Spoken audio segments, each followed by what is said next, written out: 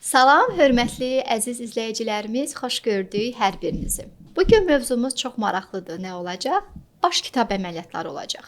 Bu mövzunu seçməkdə məqsəd gələn suallara görədir. Bəzən tələbələrimiz imtahana gedəndə iş üçün bu suallar rastlaşırlar və həmin müraciətə görə bugün mövzunu baş kitab seçməyə qərarı aldım.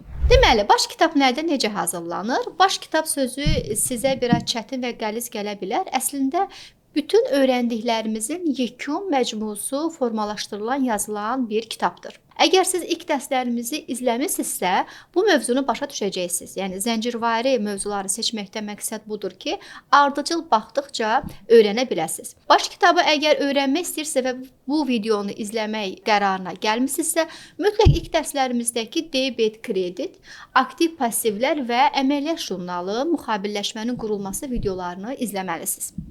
Deməli, baxaq görə baş kitab nədir və necə hazırlanır? Baş kitab müəssisədə aparılan bütün maliyyə əməliyyatlarının ümumiləşdirilmiş əsas mühasibatlıq sənədidir. Yəni, jurnal orderlərdə və ya ilkin sənədlərdə yazılan bütün məlumatlar sonda baş kitabda toplanır.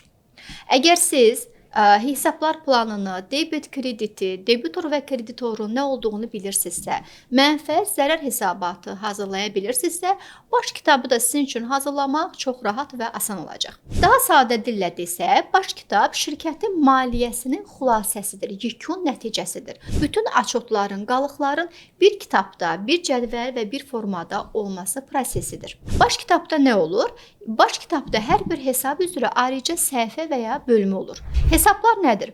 Yəni, yeni hesablar planı, biz ona Lora dilindən kodlar da deyirik. Azərbaycan Milli Mühasibatlığında özəl sektorlar üçün hər bir əməliyyata qısa məcbur şəkildə verilən kod, ad, yeni hesablar planı adlanır. Biz onu dərslərimizdə 2-ci ay praktika mövzusunda keçirik ki, əməliyyat jurnalında siz müəssisənin bütün əməliyyatlarını, baş verən prosesləri qeyd edirsiniz. Əgər ümumi hər hesab üzrə tək-tək açotu görmək istəyirsinizsə, hər hesab üzrə ayrı aparırıq. Məsələn, 205 mallar. Yalnız mal açotu orada görünmüş olacaq, mədaxil, məxaric.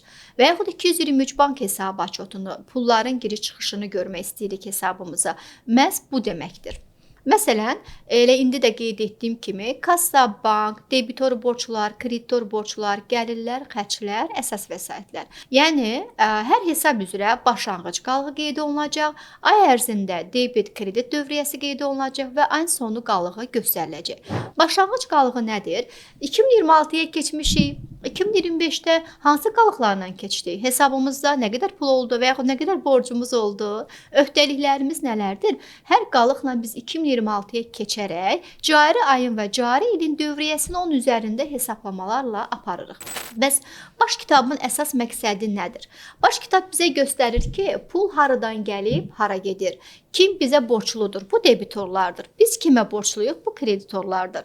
Şirkət zərər edir, yoxsa mənfəət? Biz özümüz də öz xeyrimizi, xərcimizi, mənfəətimizi necə hesablayırıq? Gəlir və xərclərlə. Və yekun maliyyə hesabatında artıq hər bir şirkətə maraqlıdır ki, o necə işləyib. Yəni, balans və mənfəət zərər hesabatı məhz baş kitabdan çıxır. Baş kitab olmasa nə olar?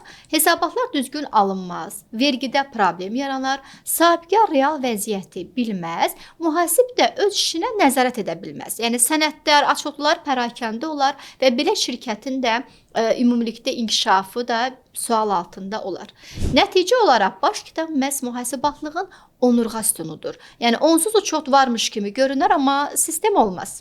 Bəs bayaqdan haqqında danışdığımız baş kitab nədir? Nümunə cədvəl formasında da burada sizin üçün qeyd etmiş, göstərmiş oluram və üzərində də izah edəcəm. Haqqında danışdığımız debit kredit gördüyünüz kimi baş kitabda mühüm rol oynayır. Bəs 221 nədir? Yeni hesablar planına əsasən kassa 221 kodu kimi qeyd olunur. Başlanğıc qalığı keçən ildən 1000 manat qalıb. Bu cari ay, baxır ki, siz hansı dövrün baş kitabını çıxarırsınız? Aylıq, rüblü, illik ola bilər. Cari ayda satışdan daxil olan nəqd pul kassa, yəni açotuna görə 500 manat daxil olub. Ofis xərci ödəndi, bu kreditdir. Kasadan pul çıxır 300 manat. Reklam xərci ödəndi 200 manat, kasadan pul çıxır və burada artıq bu 221-in baş kitabı olduğuna görə digər xərc kodları qeyd olunmur. Sadəcə məbləğlə qeyd olunur və kodların məzmun şəkildə adı yazılmış olur.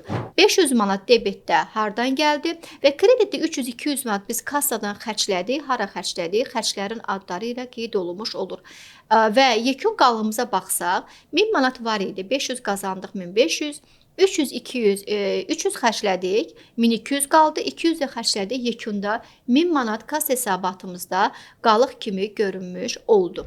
Deməli, əziz izləyicilərimiz, bugünlük mövzumuz bu qədər. Əgər sizin də əlavə suallarınız yararırsa, şərh bölməsində qeyd etməyi unutmayın. Videomuzu bəyənməyi, kanalımıza da abunə olmayı unutmayın ki, daha çox dərs videolarını izləyə biləsiniz. Hələlik!